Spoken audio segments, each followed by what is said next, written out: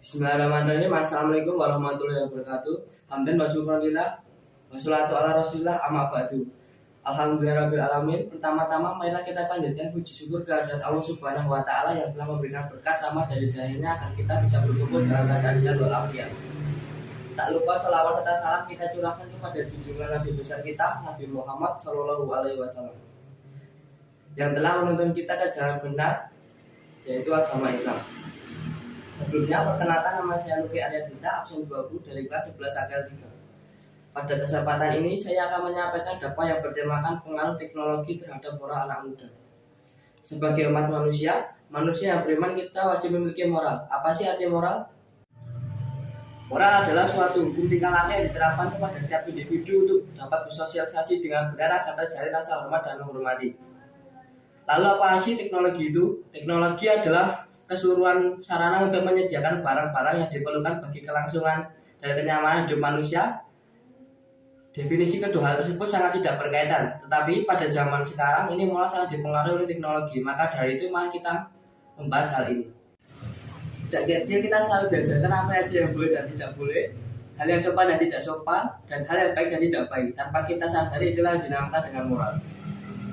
Pada saat kecil, mungkin teknologi belum terlalu mendominasi kehidupan kita, karena saat itu kita hanya mengenal warnet. Selebihnya kita hanya bermain bersama teman-teman. Tapi sekarang ini para remaja sudah jarang bermain di luar rumah. Mereka lebih memilih bermain gadget dan kurang bersosialisasi di rumah-rumah. Di era yang semakin canggih ini, banyak kegiatan manusia yang digantikan oleh sebuah mesin. Hal ini menunjukkan bahwa semakin berkembangnya pemikiran manusia sehingga mampu menciptakan alat yang canggih dan modern. Kecanggihan teknologi secara langsung maupun tidak langsung dapat mempengaruhi perkembangan moral. Bisa kita lihat langsung di lingkungan sekitar kita, bahkan anak-anak sudah banyak yang memilih teknologi daripada mendengarkan nasihat orang tua.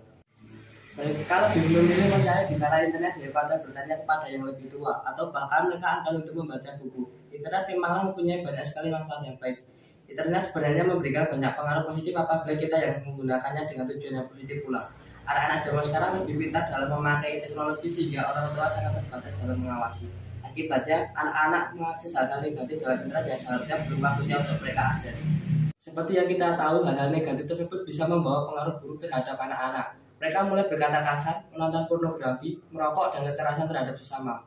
Inilah hal yang utama yang menurutnya kualitas moral generasi muda. Seperti yang bisa kita lihat di sekeliling kita, sekarang banyak sekali anak-anak yang mulai melakukan kegiatan yang merujuk ke radikalisme. Mereka mulai meniru gaya hidup orang barat yang tidak sesuai dengan ideologi Pancasila.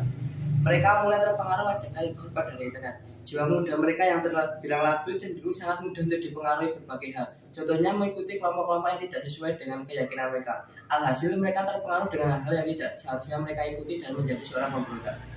Selain kekerasan, juga banyak pernikahan muda yang terjadi karena pergaulan bebas melalui sosial media.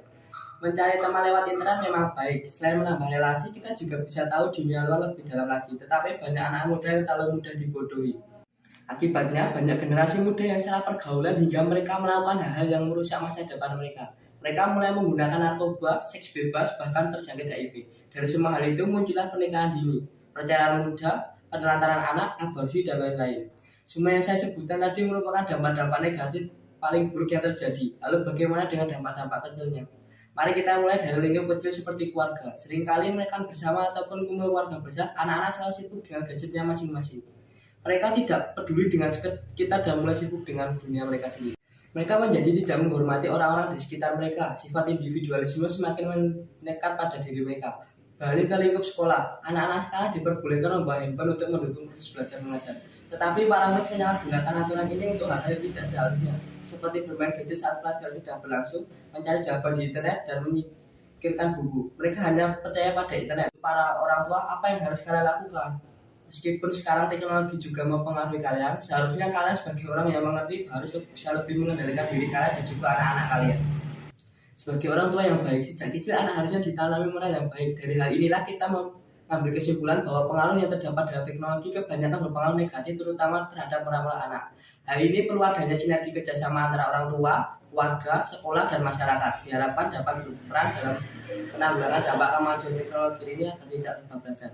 Anak sangat perlu pendampingan dalam menggunakan ponsel maupun gadget dan juga dalam penggunaan internet agar mereka bisa terarah dan tidak terjerumus masuk ke situs-situs yang tidak sewajarnya di dalam proses pertumbuhan.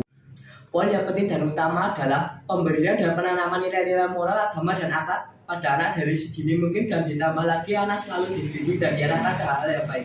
Karena anak cenderung selalu meniru, jadi apabila seorang anak kecil dididik dan diarahkan ke contoh yang baik, terutama landasan agama yang baik, agar saat dewasa nantinya akan terbiasa dengan sikap-sikap yang baik, dan jika terjadi penyimpangan, anak akan kembali ke arah yang benar lagi. Agar kedepannya dapat menghasilkan generasi calon-calon penerus bangsa yang tangguh dan berakhlak mulia. Tapi semua itu tidak akan berhasil apabila sebagai orang tua tidak memberikan kasih sayang dan perhatian yang cukup. Karena sesungguhnya generasi emas lahir dari keluarga yang beragama, hangat, dan penuh kasih sayang.